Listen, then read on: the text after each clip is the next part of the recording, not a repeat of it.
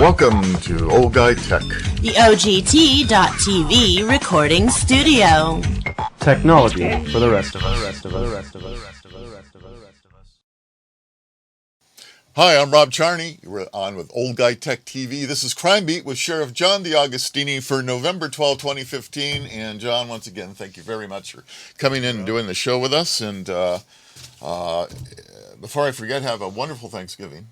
You too. That's coming up. Yeah, 2 weeks. Yeah, we got Thanksgiving, and holidays knocking on our door here real quick. So we've got to be aware of those things, and the weather's changing and everything. But we have some issues, some questions to ask you that have come up, and I'm going to start out with some so that we, you understand a little bit of where we're going. And I know that recently there was a homicide situation in Diamond Springs, and I don't expect you to tell us any real details, but why don't you tell us a little bit about what you can say about it, and also maybe a little bit about how your department goes about handling homicides. Okay. Last night, I guess it wasn't much after 5 o'clock, we had a report of a female called, reporting that she had gone to a residence. She had been missing her husband all day. He was supposed to be at his mother's house. She responded out there to see where he was, and when she arrived, she was greeted by the other brother with a gun. And struggle ensued. Ended up detaining the brother. We were already en route for the missing persons kind of thing. I should say, no, she called 911. We started en route. When we got there, the person that they had detained had some blood on him, and we found 2 bodies in the house. One was his mother, and the other one was this lady's husband or this other gentleman's brother. Wow. So bad thing is, obviously it's a tragedy for a family. Good thing is we have the suspect in custody now, so that's a good one. It didn't make the news, but also last week or a week and a half ago, we also had another homicide, a single homicide up in the Camino or Pollock Pines area, where one neighbor actually called up and basically said, "I think I killed my neighbor." We showed up. Yeah, you did. Oh my. So he is also in custody. So we're doing good with as far as finding our suspects. Unfortunately, these are tragedies that don't need to happen. No. Almost always it seems like alcohol and or drugs is involved in one way or another. Yeah. As far as investigating homicides, I think the biggest thing that I can say about a homicide investigation, or really any crime, but especially a homicide, because that's one of the most important crimes or heinous crimes that we investigate. Absolutely, right.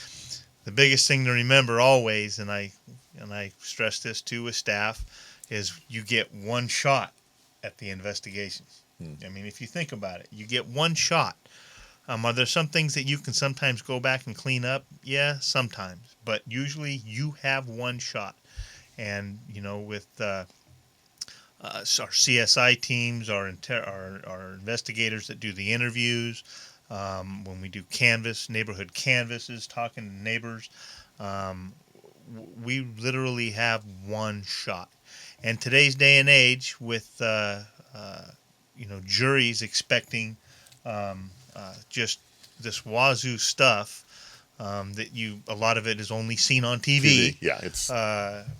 But we still go over and above with we always use the latest technology. One of the neatest things that we got a few years ago, I think about 3 years ago, was this a crime scene investigative tool called Total Station, and it evolved out of the surveying industry, where we can actually go in, we set up a station, we mark points with this tool, and from different angles and different locations.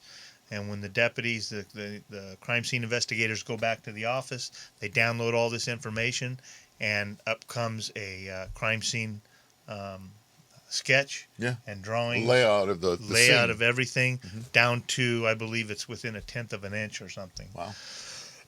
The latest tool that's out there, and we don't have one yet, we will have one someday when we can afford it, is and I can't remember the outfit that Leica makes one. where again it came out of the survey industry, but it's a scanner, and you need to use at least 2 locations. You set it up. Let's say in a room, you would set it up in in opposing corners, or Right. 2 different corners. You push a button, and it does a full scan, 360-degree scan, and then when it combines the 2 scans, it makes a 3D image down to within hundredths of an inch The of the whole entire crime scene. the whole scene is laid out. I've actually seen this equipment on television. Yeah. They showed how to work. It's pretty awesome. It's amazing. Yeah. So between the crime scene investigation and the interviews that take place, you get one shot to get as much information as you possibly can about motive, weapons used, the whole crime, Right. everything you Picture of the possibly whole can. thing, Yeah. right. And then it's literally weeks, sometimes months after the investigation that you're still waiting for information to come back in. Right. You're waiting for toxicology results on the suspects. You're waiting for and autopsy results on the victims. Some of the forensic evidence that is sent out for processing takes weeks, sometimes months to get back from Department of Justice. That's who we use for lab work. So there's a lot that goes into it. But again, the biggest thing that I always stress is you get one shot. Right. If you forget it, you've missed something. And the scene, when we leave, typically the families come back in, or whoever comes back in, or whatever. Right. Everything's changed. Right. So you don't have that opportunity again. When you have interviews, you have one shot.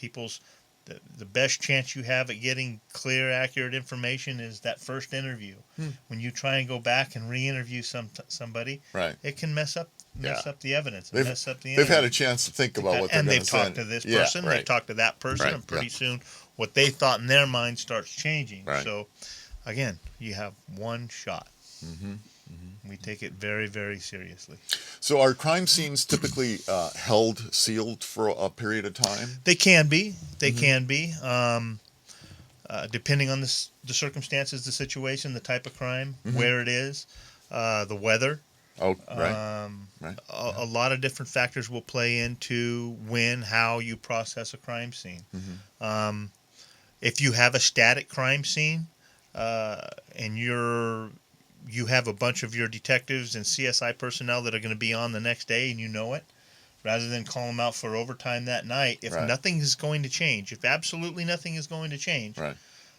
Look at the fiscal responsibility of it and have a deputy there to keep things secure. Watch it. Right. And then do your investigation the next day.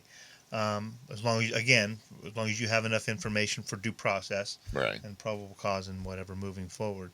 So, yeah. It's interesting that you bring in the fiscal side of it, because I never gave that a thought, but it makes sense. And you have to. As an administrator, that's Yeah. one of the questions on down here. As an administrator, that's one of the things you think about when you're a deputy. You do what you're told, and Right. you do your job. Right. But if I roll out to a scene and there's 30 guys standing around, they're typically not standing around. Typically the media will show a bunch of deputies Yeah. or police officers just standing around. They're usually there because they're a resource and a tool and a task that's needed, but not exactly at that time. Right. And they're gonna be doing their task shortly. But when you can avoid those extra expenses, we do. Sure. Absolutely, we do. Yeah. Sure. Yeah. Makes a lot of sense. This is not CSI television that you watch with all the fancy gizmos and everything. No. Right? Although it is pretty neat. It's getting there. Yeah. Our guys and gals, they do one heck of a job. There's some things that we could do better to be a more at the tip of the spear, so to speak. I mentioned that one product Right. that's The out program. there.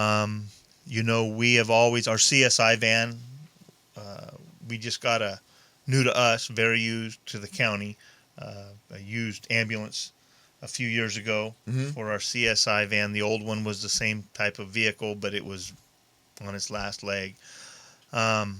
But there's purpose-built vehicles for this. Right. Someday, Right. if we Yeah. can accumulate enough funds within some of our special revenue streams to be able to do that. Maybe a grant.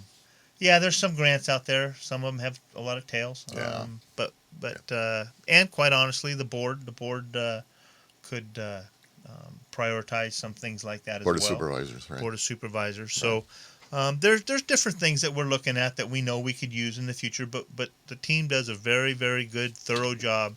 I firmly believe I put them up against any CSI unit in the state, if not the nation. So how does, you brought up, it's really interesting now. How does one get involved with CSI? I'm assuming there's people there must be schools or something? Yes, yeah. there's some intensive training that we Right. send our deputies to that are part of the CSI team. Mm-hmm. Our CSI unit, excuse me, is a collateral duty. So they're deputies, and they, as positions come open on the CSI unit, whether through promotions or just move on to other things.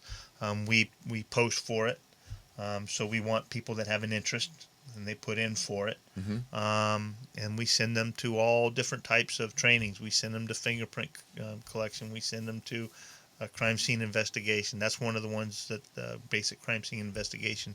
Then there's all the advanced crime scene investigation courses, and then there's crime scene photography, and there's there's just so much involved with it. So much involved with Right, it. It is. yeah. It's Do you have any non-sworn personnel in it? in our crime scene. No, Yeah. we don't. We don't. Okay. We still are not quite big enough to be able to have dedicated personnel that are civilian staff. To go that route, we're still at the I say the Swiss Army knife, where our deputies Have to do multiple jobs. have multiple trades Right. and multiple tasks, and also, I mean, not that I know a lot of agencies that have civilian staff in CSI positions, and that's good. And they usually have a lot of specialized training in forensics fields. But when you think like a cop at a crime scene, when you're processing that crime scene, I think that that's a benefit. I see. So you have those thoughts in your mind. If I was a crook, how would I do this? Or, how did this shell casing get over here? And where would they hide this? Where would just things like that? Right. You think a little bit different mindset. That cynical mindset almost. Right. Yeah. Well, that's really interesting. I think good question. Thank you. It's a big deal. Yeah, it is a big deal. So it's a big deal. So that's an ongoing situation. You got two of them ongoing on the homicide situation here. One of the things that Jonathan and I were talking about earlier is that we were wondering about how your view on law enforcement has changed going from a deputy to becoming sheriff. Has it? I would have to say absolutely it's changed. I couldn't say it hasn't. Yeah. But mostly from the administrative standpoint on global thinking, more of the budget, the finance, the policy, the risk, things like that. Where when you're a deputy, just at the deputy level, those things don't really enter your mind. Right. You just want to do your job. Right. You're always thinking officer safety. You're always doing the best you can. But on a global scale, you're not thinking of those. But I think one of the things that makes me who I am is I'd like to think I haven't changed that much. And I still can see things through the eyes of a deputy. Right. And what's important to them and what's important to all of our other staff. I think that's important as a leader, and I do that in a lot of different ways. Number one, my family. You know some of my family members, Right. and they keep me grounded. Yeah. They very well do. If I start stepping up a little bit, they'll shut me down, and God bless them for that. But that keeps me grounded. And I also have a lot of friends that are that I grew up in law enforcement with that are deputies or sergeants and lieutenants and whatever. Right. And I keep in close contact with them. Some of my old partners from Amador County, I try and have lunch with them once every other month or so, just to talk about things and what's going on and listen to their perspective on different issues, because it does keep me grounded. But when I was a deputy, that customer service, that style that I talk about, that I demand of our staff, Right. Was how I did it and how I believed it should be done and how I was raised in law enforcement. So, and I never ever want to forget that. Right. And that's why being grounded, I think, and why I like to think I haven't changed that much, although I know I I do think more globally and more. Well, you got a bigger more hat risky now. I policy. mean, because like you said, you have the whole administration side of it that you weren't Sure. involved with before. Absolutely. So, Absolutely. And the wonderful thing called politics. Well, there's that too. There's that too. I've said it on this show before. I've always believed that the sheriff, just by virtue of his job description, needs to be the least political elected official there is. Now, do I run for office? Absolutely. Do I have to campaign? I have to raise money. Yeah. I understand all that. But, most contributors to larger campaigns, sheriff's campaign in El Dorado County, it's big to me. Yeah. It's the biggest Oh, yeah, I've absolutely. A countywide, countywide election. Yeah, it's big. But really, the only thing that you're going to get in return for a contribution is nothing. Yeah. I can't do anything. Maybe an extra helping of potatoes if you end up in my hotel. That's about it. I can't do anything. I answer the phone calls. Too bad, then that's not the idea. I answer the phone calls from everybody, whether they're a campaign contributor or whether just a Joe citizen. Right. I respond to the issues of the community the same. I don't put one above the other. I can't. I don't believe that that's my job. I compare that to an assembly person or a supervisor or whatever. I don't know. I'm not in their shoes. I don't want to be in their shoes. But I'm the sheriff. Yeah. I have my Right. oath of office. I have an agency to run to provide the best level of public safety that we possibly can for the communities that we serve. Simple as that. It doesn't. I haven't. At least I don't think I haven't let that get into my head. Right. In any other way. Right. Yeah, and I think for a lot of people, it's just, they want to contribute and because they want to know the sheriff. I personally have always believed that the sheriff is a very important person in any county that you live in. And when we moved into this county, he's one of the first people I sought out to know. And I think it's really important. And that's what's nice in our community is that, for the most part, all the sheriffs that I've been through since Dick Pacilio first got elected on through, have always pretty much had an open door policy. And there's been a few, but I always think it's nice to know the sheriff and their mindset and how are they going to lead their troops and, Sure. And how do they look at things. So it's really important. And one of the things that falls into that, we were talking about the CCW issues. And so for some of you out there, that we had a few sheriffs that had difficulty giving out CCWs and wanted to make it as difficult as possible.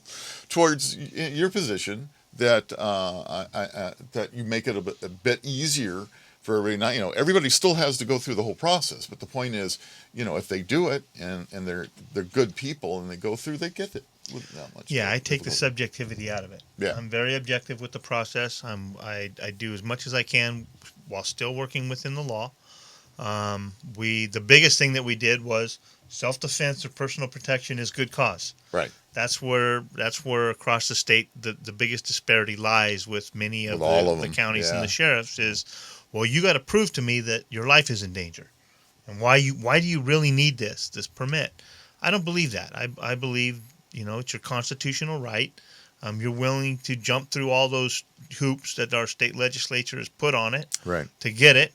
You have a clean background, then who am I as the sheriff to deny you that right? Plus, I believe that an armed society is a safe society.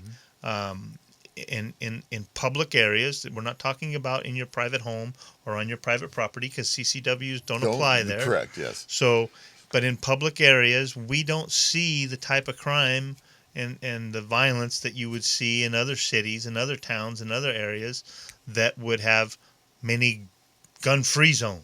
Right. So to speak, we know how well or that works. Kill zones, as we like to call them, you and I. Exactly. So we've made them as I'll use the word, I've been as liberal as I possibly can. Yeah. Now, does that mean that anybody that wants a CCW gets a CCW? No. I've had a few. Probably on one hand I can count them who have appealed, who were denied, who had appealed, who were good people, but had done something wrong in the past. And even though the past may have been way in the past, I've upheld the denials.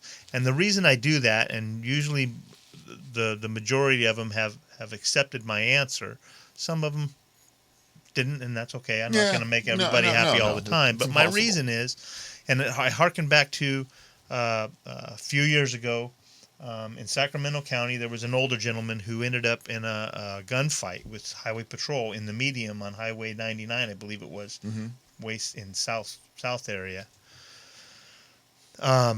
Scott Jones was the sheriff, and this gentleman had a CCW, was legally carrying a concealed weapon, and he immediately, because he knew the media was going to come for it, because it is a public record, Right. public document, Right. the CCW application, and there was absolutely nothing on this person's criminal history, background, anything that would have raised any red flags to deny him a permit. Right. So as a result, he was issued a CCW. But I guarantee you, if there was one little thing in that person's background, and Sheriff Jones would have issued the permit anyway, Right. we would have gone back Oh yeah. 30 steps on the progress we've Yeah, made absolutely. with the issuance of CCWs in California under the current laws. And I don't want to risk that for all the rest of my CCW holders, law-abiding people in our county that Good point. that do have them. Yeah. So Yeah. that's been my position. I'm very comfortable with it. I'm the one that's got to wake up and look in the mirror every morning with it, and I'm very comfortable there. Well, what's nice with us discussing that is one of the instructors for CCW is it gives me a little more ammunition on talking to some of the people that are on the bubble, you know. Yeah, I just don't want to risk. I don't want to risk the forward movement we have right now, and we're doing good. I mean, even though we got hammered a little bit here last year and the year before, little things, but for the most part, something that we talked about way back when. I would love to see the pro-gun organizations, Cal Guns, California Rifle and Pistol Association, NRA, everybody get together and start going on the offensive rather than the defensive on all these issues. And they're starting to. You look at some of the stuff that's going on. I signed on as a plaintiff in the LA City high cap mag ban with I believe 29 other sheriffs, and I think 28 now, one backed out. 28 other sheriffs in the state signed on with Cal Guns Foundation to litigate this issue, where they have banned all high-capacity magazines in the city of Los Angeles with no law enforcement exemption. And the plan is, and the reason we've gone the route we have, and I agreed to sign on, is if we can win this as sheriffs on behalf of our deputies going through the city of LA with a high-cap mag, Right. then the Equal Protection Clause should then carry over To the citizens. to everybody. Right. So we're going on the offensive on a lot of issues. Yeah. They need Now, to. Yeah, and then and I'll tell everybody out here. Recently, when I came into office, there was, I believe, I don't have the numbers with me right now, 748. Does that ring a bell? Something from what like I talked that, about yeah. before. Yeah. Yeah. 748 CCW holders in El Dorado County, and right now I think we're over 4,000. Yeah. So- It was a big drop from the previous sheriff. I mean, because the number at one point was like at 2,000, and then through the couple of terms of I don't want to name the other sheriff, but you can look it up if you want.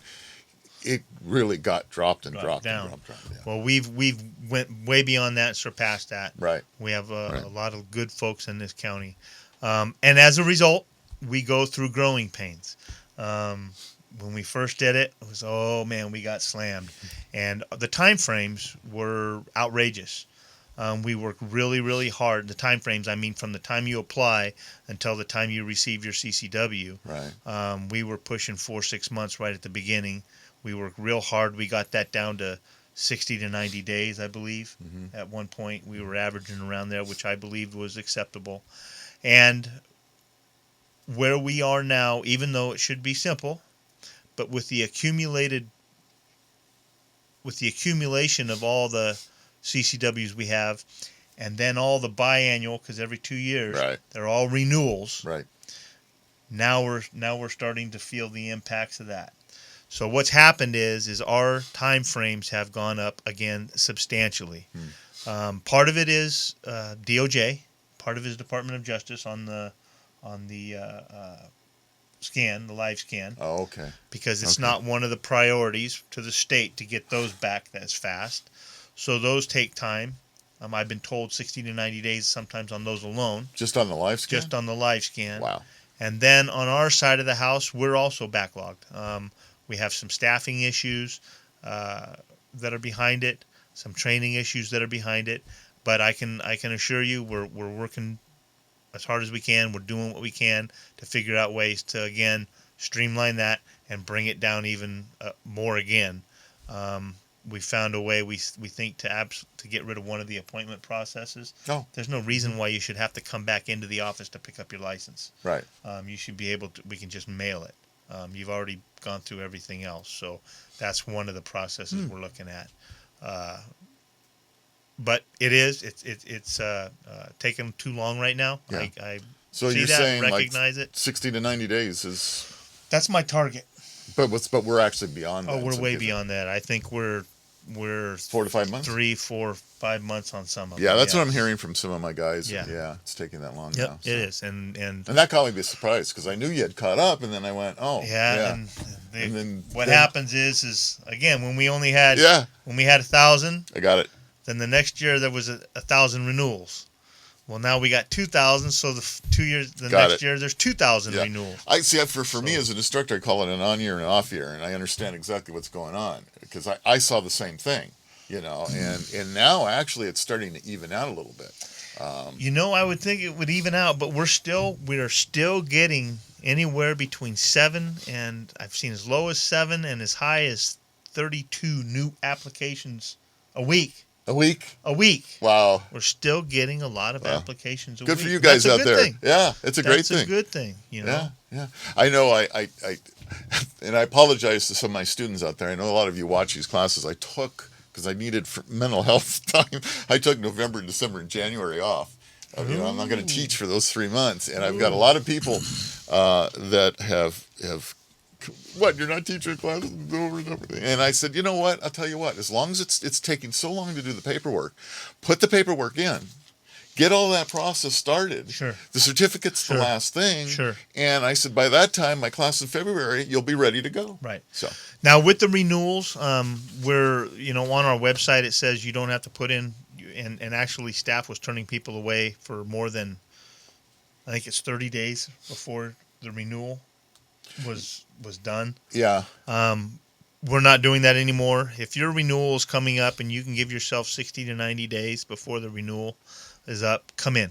Get started early rather than later. Okay. And if it's a renewal and it's going over because of DOJ or us, we're honoring them. Okay. We're moving. Well, see, on. that's good to know because that was one of those questions also coming in for renewals because I know when I did mine, I was given an appointment to come in, and then the renewal was going to take 30 days, and so I wanted to come in early. I didn't want it to lapse, and she wouldn't let me come in earlier, because I was a little worried about the backup. Right. So. Yeah, and it's backed up. Now, don't come in on a Thursday when your CCW expires on Friday and want your renewal. Please. Well, yeah, get don't do ahead that. of the But game. remember, there's a 60-day grace, but you cannot carry. Once your CCW is expired, you can't carry. But your office, Just use common sense. yeah, it's a 60-day. These are good folks that are applying their smartphones. Oh, yeah, They got absolutely. common sense. They Use do. common sense, folks. Just use that. One of the things, common sense. I always, I say that. Common sense isn't so common anymore. My opinion, I think it's gone downhill. With these folks, it is. Oh, these folks. These are good. They're good people, of course. Hey, one of the things we came across, which is very interesting, in Coos County, Oregon, the county actually just voted to give the sheriff the power to decide whether federal or state laws are constitutional and whether the county will enforce laws he doesn't believe are constitutional. Right. Real controversial issue with this. And how do you feel about it? Well, I think it's stating, even though it's become very controversial, and I'll say the liberals, Yeah. the ultra left wings are The antis. are fighting this, but they're restating what the law says and what our oath of office is. Now, we are a nation of laws, and am I saying that I choose which laws I enforce and which laws I don't? Absolutely not. That's not what I'm saying at all. There's a lot of laws that I don't agree with, but they're the law of the land, and we enforce them. Now, if there is a law that is either passed through legislation, through initiative, or whatever way, which there's only supposed to be one way, but never mind. Yeah, exactly. We'll get into that. Beyond that, we'll do that on another show. Right. That's a whole nother topic. And it is so blatantly unconstitutional. It's unconstitutional. Then I can't violate my oath and enforce to protect and that enforce law. the Constitution, right? Yeah. Yeah. So I think that what Coos County did was codify the obvious. Yeah. But the obvious, when they've done that, they have threw a flag in the face of those that don't believe that way. Right. I would like to know this, Sheriff, and I may just call over there just to talk to him a little bit, because that's really taken on. Do you know him? I don't even know his name. I don't. But I've read a couple of the articles that have followed up on this, and he's kind of stating what I'm stating. He says, we can't pick and choose. We are a nation of laws. Now, but if it is absolutely it's a violation of the if the federal government, and they'll try this someday, it's going to happen. We're gonna, and that I was just on the radio on the way over here, and I heard a perfect argument against this illegal immigration deal. Oh, good. About we're gonna the only way you can own a gun is if you are in this class of person, and other than that, we're banning all firearms, and we're going to do a confiscation. That's a violation of the Constitution. Oh yeah, straight up violation. So you're going to see, if something like that happens, you are going to see a huge split. First of all, it's going to get litigated right off the bat, which will probably stay it. I hope so. Would stay it. But if an order like that, a law like that is so on its face blatantly unconstitutional, then as sheriff, and I know many of my peers as well, would say, not here. Don't even try and come here, because you're going to be wasting your time. We're going to turn you away at the county line. It's not going to happen. We're not doing it here. It's unconstitutional. That's my oath of office. Right. Period. Well, I'm afraid we're going to see some situations coming up with that at some point. At least I have an opinion of what's going to happen on the exit of our president. And I think there's going to be all these... he's a lame duck. He can do, and he's going to do all kinds of things. Clear. He would love to do stuff. Yeah, like that. and I'm afraid we're going to see some of it, and I think some of it's going to be blatantly unconstitutional, and it'll be interesting to see. For instance, one of the things that disappoints I know both of us was that Governor Brown signed 707, SB 707, and for those of you out there, as of right now, until January 1, if you have a concealed weapons permit, you were able to carry your firearm on school grounds or gun-free zones or shooting grounds like we talked about before. And then after the first of the year, you can no longer carry a firearm on school grounds as a CCW holder. And I think we just went backwards a major step on that one. Unfortunately, and unless you're hearing something, I have not heard, and I thought Cal Guns was going to step up and bring this to court as quickly as they could to get a stay. And I haven't heard a thing. I haven't heard a thing. And maybe they don't have grounds for a stay. Maybe they need a harm. I don't know. I think a harm could be easily brought up, Well, if we could possibly... Here's the situation the way I believe it, and for you out there, is that, if you have a concealed weapons permit, and you're a concealed weapons permit holder, and you're on school grounds, and you have children in those in that area, and by golly, if there was a shooter in there, I'm going to go into the fray. I'm going to make sure to save those children no matter what I do. Even if it's the sake of my life, I will do that. And I was able to carry, all the years of my children growing up, I was able to carry on the school grounds. And I think it's taken away a possibility. It hasn't happened yet, but a possibility of a citizen actually stopping a shooting situation or helping to stop a multiple shooting situation by being able to carry. Absolutely. It just goes backwards. Every law that regulates the rights of a law-abiding citizen to carry a firearm, any firearm, in any fashion, is going the wrong direction, because criminals don't care. They're going to carry any firearm in any fashion, anywhere. And that's what our forefathers knew, not only for personal protection in our communities, but what was the primary purpose of the Second Amendment? So it's against tyranny of the tyrannical government. That's right. Period. Yeah. Now I've had very good. I like these arguments. Right. With different folks about, because again, we're a nation of laws, and I have to uphold the laws that we have. Again, that are blatantly if they're blatantly unconstitutional, then I have to make that judgment call as sheriff. But for instance, an AR-15. An AR-15. Why shouldn't every law-abiding citizen be able to own an AR-15? Why? And they'll say, well, it's an assault weapon for war. Well, that's what our military carries. You're right, absolutely. So again, why shouldn't a law-abiding citizen be able to carry that? Well, then you're saying any law-abiding citizen should be able to carry a RPG. Well, if you want to look at the Constitution and the original intent of the Constitution, if I am a law-abiding citizen and I can afford an RPG, Yeah. then there shouldn't be a law against me owning an RPG. Right. You can own a tank. Right. There's no law against owning a tank. Right. And in many states, there's all kinds of, full auto weapons, silencers. Many states allow these things. But, and that's the other issue, is the states' rights and their ability to either approve or disapprove things. And now, coming up to the end of the show, one of the things I want people to be aware of is that the gentleman running for governor, who's our current lieutenant governor, has said that he's going to write a ballot initiative to do certain things, which includes doing a total compensatory, I'm going to use that word, but yeah, he's going to confiscate or ban on the possession of large capacity magazines, legally owned or grandfathered in magazines, and those that are in possession by active and retired law enforcement officers. Large capacity, he doesn't even want law enforcement to have large capacity magazines. He's going to add new and severe restrictions on the purchase of ammunition. Ammunition is only going to be able to be purchased across counter, and you must have a license to purchase ammunition. There will be no, in other words, I cannot also load a box of ammunition for you.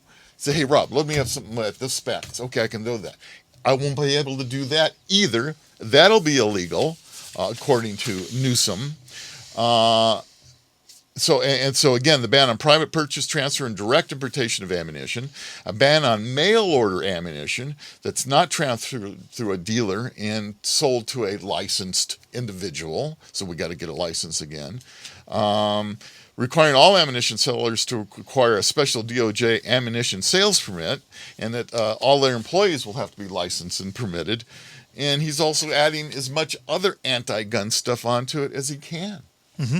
And this is going to be something that we're possibly... here's my fear. This is a proposition. Yeah. This is not a legislative action. This correct. is a proposition, okay? Right.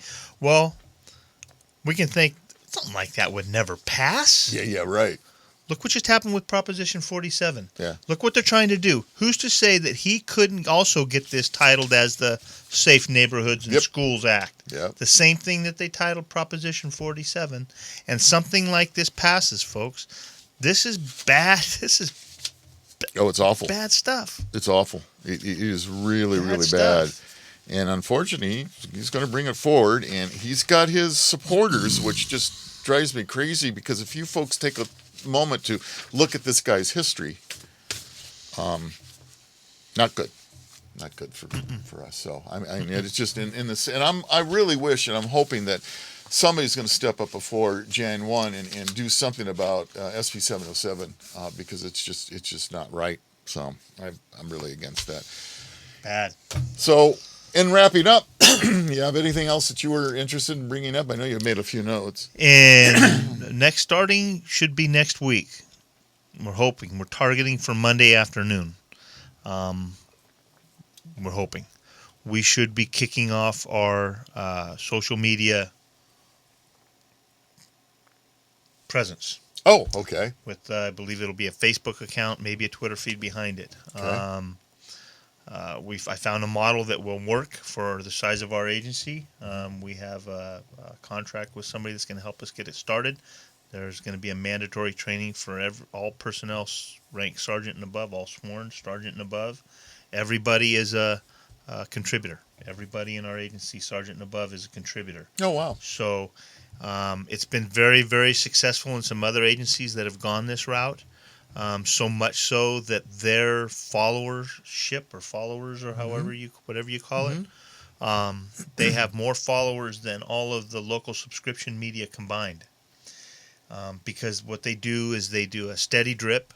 They call it a drip of information that's both good. I mean, talk about good stuff going on in the community and crime, to build up those followers. The main purpose of that, you want as many followers as you can, so that when there's an emergency, that instantaneous, that's great, accurate, timely feed is there, and it's coming right from us. That's not great. Getting filtered through the media and Right. through everything else. Right. So, like I said, it's been very, very successful. We're looking very much forward to it. I am too. That's great.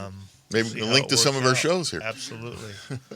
Does your department have a social media policy for officers? Not what they can and can't do. Does my department have a social media policy for deputies and staff? Like I've worked at places that said you cannot do certain things even on their private accounts. We have, just in our policies and procedures and MOUs, they can't violate any of the other policies that we have. So they can't put out information that is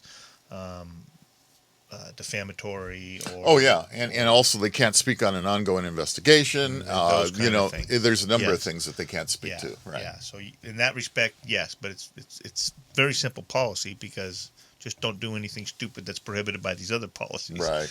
So that. Well, yeah, like you Common said, we're a sense. nation of laws too, and I really believe, I think for every law passed, two need to come off the book. I always had you know? that. Absolutely. Yeah, I want to see a law passed like Oh that. gosh, we need to work on that, because this is just ridiculous. It's like your guys trying to keep up with the penal code. Exactly. It's ridiculous. Well, that's why we you have know? the Constitution. Yeah. Because when we're trying to keep up, and I tell everybody this when they get their Constitution. Every employee in the El Dorado County Sheriff's Office has a Constitution, and all of the amendments in the Declaration of Independence, And the Bill of Rights. with the Bill of Rights. Right. All these laws change, Yeah. and there's so many of them that when we're questioning, are we implementing or carrying out these laws in a proper fashion? As long as we know what's in this.